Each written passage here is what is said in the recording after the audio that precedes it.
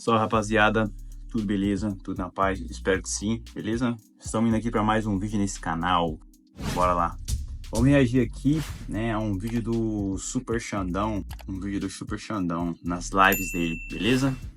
O Super Xandão faz live todo dia aí, tá? Quem quiser estar participando da live do Super Xandão, corre todo dia aí por volta das 8 horas. Ele pausa ali pra fazer as correrias dele umas 2 horas da tarde. Depois ele volta, acho que por volta das 3, 4 horas. Acho muito interessante as lives do Super Xandão, que passam muito a visão aí de como a gente deve se portar, como se deve ser uma pessoa disciplinada. Eu assisti muitas lives dele, ainda assisto até hoje, beleza? E um dia eu pretendo fazer live também, beleza? Então, vamos reagir aqui a um vídeo dele, né? Um corte das lives, na realidade. E é isso, bora lá.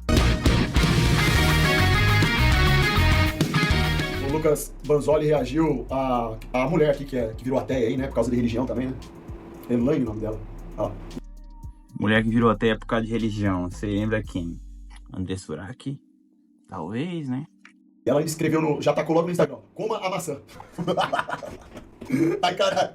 Vai todo mundo se poder da fora. Gente, aqui é o Lucas e hoje eu vou comentar um vídeo da mais nova estrela do ateísmo militante de internet. Ela é a Elaine Souza. Se você ainda não ouviu falar dela, é porque o canal... Mandaram uns 3 vídeos dela que eu achei fraquíssimo. Ainda tivesse visto algum argumento bom mesmo, que eu pensava, não. Xandão Mamador mandou pelo menos ela R$5. é militante, ela fica falando que a Bíblia diminui a mulher. Que tristeza, né?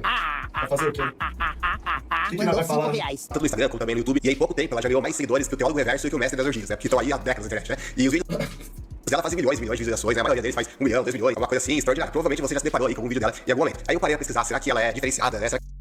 Eu nunca vi na vida, né? Mas, você já viu? Deixa aqui nos comentários. Eu mesmo nunca vi. Tem uma coisa diferente dela em relação a esses canais que a gente costuma ir aqui, ao Jason Ferreira, ao Antônio Miranda, etc. E aí, Do que eu vi não tinha, não. Não tinha nada diferente, não. eu fui ver os vídeos dela e, meu Deus, né? É a mesma coisa que o Miranda diz, só que numa versão feminina, né? O Teólogo Reverso de Sais. Inclusive, não é de se admirar que ela foi convidada pelo Miranda, né? Quando o canal dela era bem pequenininho ainda, ela deu uma entrevista lá no canal do Miranda e deve ter aprendido muito com ele, né? Porque a gente vai ver aqui no vídeo como é que ela aprendeu com ele, principalmente a tirar texto do contexto e usar de todo tipo de malandragem e desonestidade. Vamos dar uma olhada aqui nisso aqui que ela vai falar, presta atenção. Isso aqui, tipo, fiquei sem palavras depois de ver isso, né? Mas vamos ver, vamos lá. Em 1 Coríntios, Paulo deixa claro, a mulher não tem autoridade sobre o próprio corpo. Sabe o que é foda, rapaziada? Eu já podia parar por aqui, sabe por quê? Prestem bem atenção numa coisa. Ela usou a Bíblia, acho que ela usa a Bíblia, né? Ela tenta refutar as palavras da Bíblia, né? Falando que qualquer bosta aí. Não, olha só. Já começa. Vocês já repararam que toda santa vez que alguma pessoa vai burdoar a Bíblia, vai falar mal do Criador, ou uma pessoa vai falar mal de alguma religião, não interessa.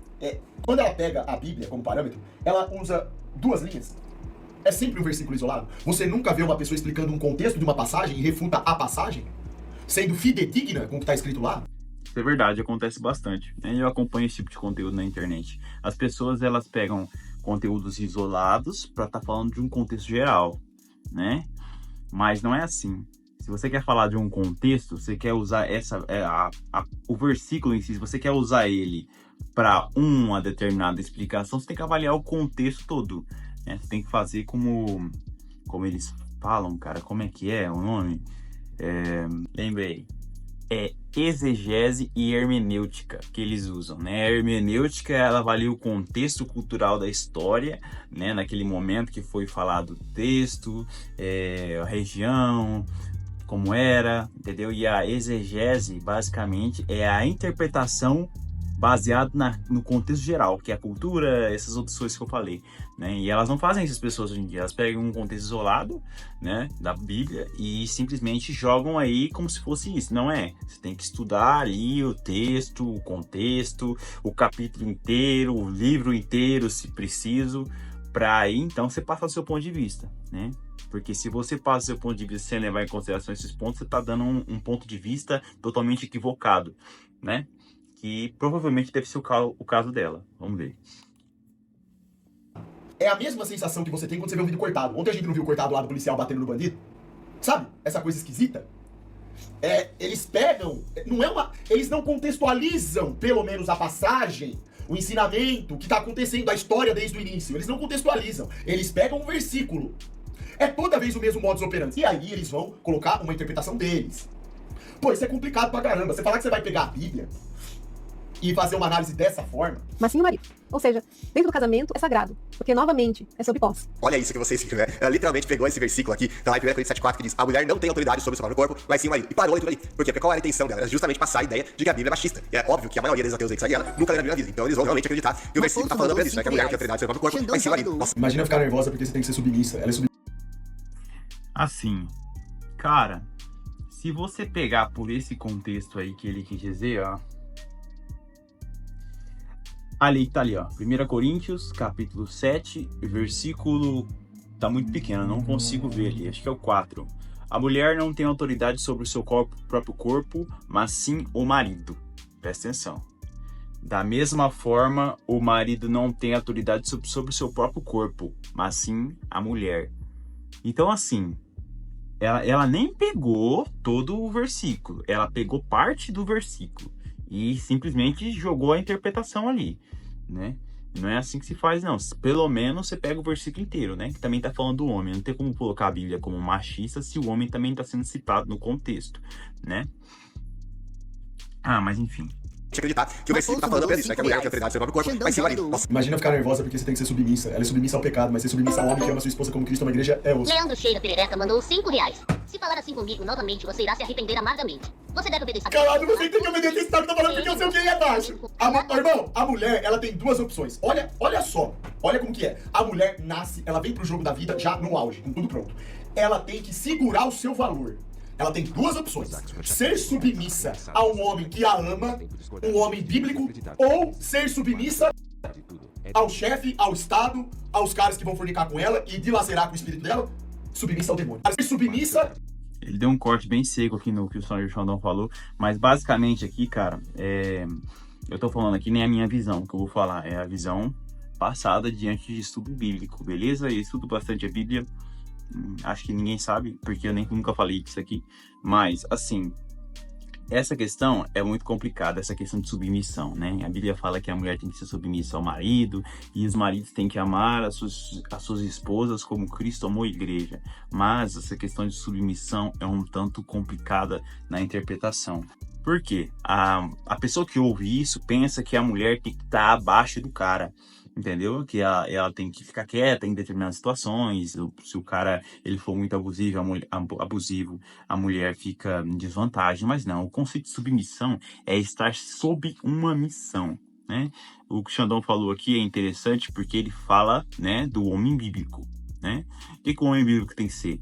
Ser um bom pai, um bom filho, um bom marido para sua esposa, né? Além de outros valores que ele deve estar carregando com ele, né? Não ser mentiroso. A Bíblia fala que tem que ser o seu sim, sim, o seu não, não. A Bíblia fala também que você tem que ser empático, se colocar no lugar das pessoas. A Bíblia fala um monte de coisa. E a mulher estar sob essa missão junto com o marido não é nada questão de rebaixar a mulher, né? É questão de caminhar junto para o mesmo propósito, né? Eu penso assim, você quer escolher uma mulher para estar junto com você que não segue esse princípio? Cara, você vai se lascar. Pensa comigo uma coisa. E mulher, você que tá buscando um marido aí, não digo buscando, você que encontra alguém que não tá debaixo desses princípios também, você vai se lascar, entendeu? Porque isso aí, cara, teria que ser o básico de todo ser humano, né? Você saber falar a verdade, você saber entrar isso aí em qualquer lugar com respeito, você ser empático, se colocar no lugar das pessoas, você ser um bom filho, um bom marido, um bom pai, beleza? Você que não é pai ainda, você vai ser pai, eu não sou, mas um dia seria um grande pai, né? Baseado em princípios bíblicos. Entendeu? Vamos lá. Ao chefe, ao Estado, aos caras que vão fornicar com ela e dilacerar com o espírito dela, submissa ao demônio. Ela escolhe ser submissa ao demônio e chama isso de liberdade. Meu corpo, minhas regras. Suas regras ou as regras do diabo? Olha como é fácil de entender. Olha como é fácil de entender. O que elas chamam de liberdade é submissão também ao demônio. Na forma, o marido não tem autoridade sobre o próprio corpo, mas sim a mulher. Ou seja, ele falando que a mesma coisa que se aplica à mulher também se aplica ao marido. Que a mulher não tem autoridade sobre o próprio corpo, mas sim o marido. E que o marido também não tem autoridade sobre o próprio corpo, mas sim a mulher. Mas você acha que ela pegou só a parte B aqui do versículo, né? Você acha mesmo que ela ia ler que o marido não tem autoridade sobre o seu próprio corpo, mas sim a mulher? E parar o versículo aqui? Claro que não, claro que... Você acha que tem cabimento a mulher fazer isso daí? Cara, ela leu um pedaço, ela pegou um versículo, ou seja, já pegou uma escrita podada e podou mais ainda. Ô, cara, isso não existe. Ela iria pegar só a primeira parte aqui do versículo e ignorar completamente o restante, né? Então é o modo doutor Miranda de fazer teologia, né? A teologia reversa, fazendo escola, a gente já sabe de quem que ela aprendeu a teologia, né? Enfim, inclusive o versículo anterior fala, né? O marido deve cumprir seus deveres conjugais para com a mulher e da mesma forma a mulher para com seu marido. O que é bem interessante se você parar pra pensar que no mundo daquela época a mulher tinha obrigações para com o marido, mas o marido não tinha obrigação nenhuma para com a mulher. Isso pareça muito normal para nós hoje. Naquela época isso era revolente, ou seja, que as obrigações da mulher para com o homem são as mesmas do homem para com a mulher, que nenhum tem mais controle sobre o corpo do outro. Mas ela vai lá, pega um trecho isolado, recorta e passa a ideia de que a Bíblia tá falando algo só pra mulher e não pro homem, né? Veja só que malandragem, né? Enfim, eu deixo que vocês aí digam o que vocês acharam. Isso é complicado para quem só escuta as coisas que as pessoas falam na internet e não vão buscar a fonte, né? O conteúdo verdadeiro, de onde é que saiu aquilo que a pessoa tá falando. Porque se falar, até papagaio fala. Agora, se aquilo é verdade, é outra coisa. Tem que buscar saber a raiz daquilo, né? Isso, não tem palavras pra descrever. Mas enfim, vamos ver mais o que ela vai acreditar aqui. Essa mais sobre isso é muito inteiro, mano. A Bíblia permite a escravidão, massacres e até abusos de prisioneiros de guerra. Eu tenho um livro inteiro chamado A Bíblia e a Escravidão. Você pode ir aqui no site, na página dos livros, no primeiro comentário que está no vídeo, precisa ver. E é esse livro aqui de 2017, que é baseado na minha tese de dissertação de mestrado em teologia. Inclusive, você pode baixar gratuitamente, só clicando aqui, baixar, ele já baixa automaticamente o livro aqui. Quem quiser, ou então quem preferir, pode comprar a versão impressa aqui no Clube dos Autores também. Agora, qual a estratégia que eles têm, né? É simplesmente pegar a palavra escravidão, como aparece na Bíblia, e tentar comparar com a escravidão clássica, né? Ou seja, as pessoas têm uma imagem que a escravidão, a palavra escravidão evoca, e elas associam essa imagem a qualquer coisa que seja dita com... Não é nem isso aí, não. Essa gente aí tá sendo desonesta mesmo. Tem muita gente desonesta. Eles são burrinhos mesmo. Com o termo escravidão. Então, eles já agem de má fé, né? Então, não tem o que falar, né? Não tem o que falar, velho. Não tem como tentar passar o pano. Se você fala que existe escravidão na Bíblia, o que as pessoas pensam? Que tinha, sei lá, um negro no tronco, levando de batata, até morrendo, né? Enfim. E, obviamente, isso não tem nada a ver com a escravidão que ele fala. Inclusive, você vai ver várias e várias regras sobre escravidão na Bíblia. Entre elas, a de que o escravo hebreu só podia ser escravo durante 7 anos para pagar uma dívida que ele contraiu. E muitas vezes essa dívida era contraída por causa de roubo, né? Porque a pessoa que roubava na lei, ela tinha que ressarcir 4 vezes mais a pessoa que ela roubou. Claro que existia. Isso daí é o mínimo. E quando matava, então, o chefe de família? Se o cara é bandido, matou o pai de família, e aí? O que acontece com esse cara? Hã? Eles chamam isso... Quando acha, ele fica preso por alguns dias, paga a fiança e sai. Ou nem paga a fiança, né? Muitos casos aí. Escravidão, rapaziada? É brincadeira? Tem gente que fala que isso é escravidão. Tinha pessoas que se endividavam por outras razões, mas todas elas tinham que pagar a dívida que elas contraíram. Não é a favor do calote. Então a escravidão entre os hebreus era mais ou menos uma pessoa que contraiu uma grande dívida com uma outra, ela vai trabalhar para essa pessoa até que pague a dívida. Inclusive, uma informação que pouca gente sabe, que eu coloco no livro, é que existem inúmeras festas judaicas e algumas dessas festas levavam semanas inteiras, né? Como, por exemplo, a festa dos tabernáculos. E nessas festas, o escravo também não trabalhava. Nem nas festas, nem no dia de sábado também. Tem vários textos que vão ser muito claros acerca disso, né? Que o sábado era dia de descanso, especialmente justamente por causa dos escravos também, dos animais de carne e tudo mais, para que eles pudessem descansar das suas fadigas. Inclusive, Israel é o primeiro povo da história, isso é documentado, né? Isso aí ninguém contesta isso. É o primeiro povo documentado que cria um dia semanal de descanso e o propósito que é explicitado na própria Bíblia é justamente para que o escravo pudesse descansar das suas fadigas. E se você calcular todos os dias que o escravo deixava de trabalhar, seja por ser sábado, seja por ser alguma dessas muitas festas judaicas que eles ficavam sem trabalhar também, fizeram esses cálculos e viram que ele trabalhava menos do que a gente trabalha hoje. Não sei se aqui no Brasil, porque aqui no Brasil tá cheio de feriado. Agora, lá nos Estados Unidos que fizeram... Nossa, cara, a palavra escravidão, ela foi tão deturpada. Tem um MK Ultra tão poderoso, uma máquina de falsas informações atreladas somente à palavra escravidão. Falou em escravidão hoje, nesse momento de universidade brasileira defasada, eles pensam nas coisas mais, assim, não dá, cara, você tem que explicar tudo, você tem que explicar desde o começo. Não, pra você falar de escravidão, você tem que parar pra pensar o seguinte, você tá embaixo, entendeu, cara? O que a gente tá? A gente tá lá embaixo, velho. Então a pirâmide tá aqui, a gente tá lá embaixo. Então assim, se você pensar, você tá à mercê do governo, entendeu? Se eles quiserem mandar o imposto lá em cima, eles mandam. Se eles quiserem mandar a inflação lá em cima, eles mandam. Se eles quiserem aumentar o preço do café, que nem tá um absurdo, eles aumentam, entendeu? Você é escravo da sua carne, você não tem escolha de nada, entendeu? Você pensa que você tem, você não tem. Você é influenciado pela sua carne. Todo dia que se passa, você é influenciado pela sua carne, entendeu? A ideia que eu já troquei com alguns amigos meus, eles acreditam muito nessa questão de livre-arbítrio. Eu falo que é um negócio bem ultrapassado, cara. Por quê? Você tem livre agência. Você escolhe algumas coisas, outras não. Beleza? E livre-arbítrio, no caso, é você escolher tudo. Você ser dono de si, você poder escolher todas as coisas, não é? E não é bem assim que a gente vê hoje em dia, né? Porque você pode escolher não pensar em nada.